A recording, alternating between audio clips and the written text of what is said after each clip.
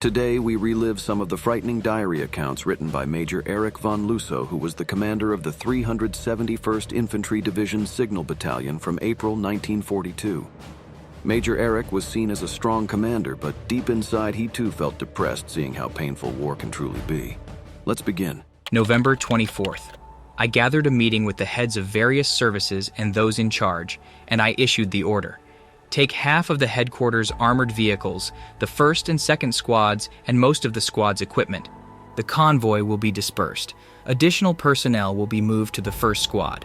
Make arrangements for the destruction of all documents and orders, as well as all vehicles and carts that we cannot bring along.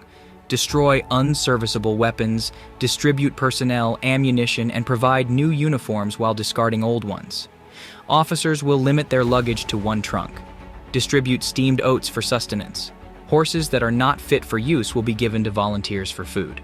These volunteers will travel with the mounted platoon and will be authorized to shoot any horse that poses a threat due to the situation. We're distributing food supplies and consolidating battle equipment by using 1 large field kitchen instead of 3 small ones.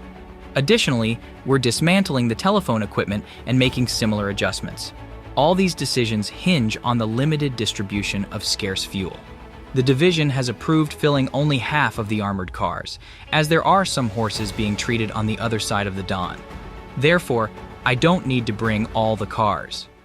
November 25th. There were 13 tanks destroyed in the core section yesterday. The Russians are intensifying their pressure on us, aiming to cut us off completely. They've even launched attacks on the regiment positioned to our right. The Russians are employing American planes and audaciously descending to extreme altitudes to bombard us. During these attacks, they managed to kill one of our horses and cause damage to telephone lines. Despite these challenges, everyone is working diligently to restore the damaged infrastructure.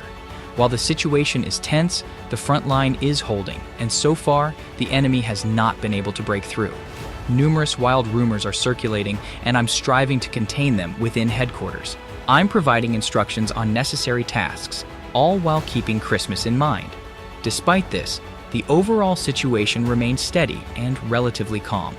On a personal note, it's becoming increasingly uncertain whether I'll be able to enjoy my long-awaited vacation, considering that we've lost contact with our rear at the moment. Communication is nearly impossible, so my beloved wife might have to endure December without any word from me. It's emotionally draining to fathom this scenario, perhaps even more so than the challenges we face here. There might be an opportunity for me to send something with the crew of a plane that lands here and departs for the rear later. However, for now, I've only seen a Russian plane. The thought of setting fire to my cozy little house, which was built with so much love for my books and letters, is saddening. Even some cherished belongings will be lost. It's also disheartening to part with or slaughter the geese. Tonight, we'll discuss what to keep and take with us as we plan our next steps. Before we depart, we must empty our stock of wine and champagne. November 26th. Our command post was targeted by several planes, and bombs fell around the dugout. Thankfully, there were no casualties. Leaflets were dropped with a special Soviet message claiming a 30-kilometer wide and 70-kilometer deep breakthrough. Stalingrad saw German troops either trapped amidst rubble or captured in a storm.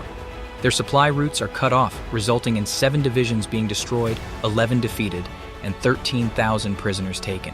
The Soviet offensive persists, even though the initial part was nearly accurate.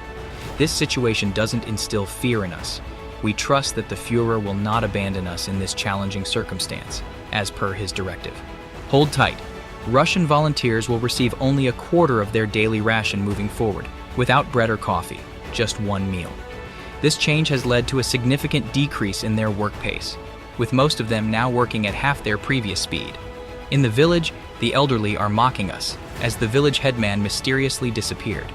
It seems they had some sort of premonition or inside information. November 27th. After a night disrupted by an air raid, our initial thoughts centered on our encirclement, trapped in a cauldron cut off from the Reich.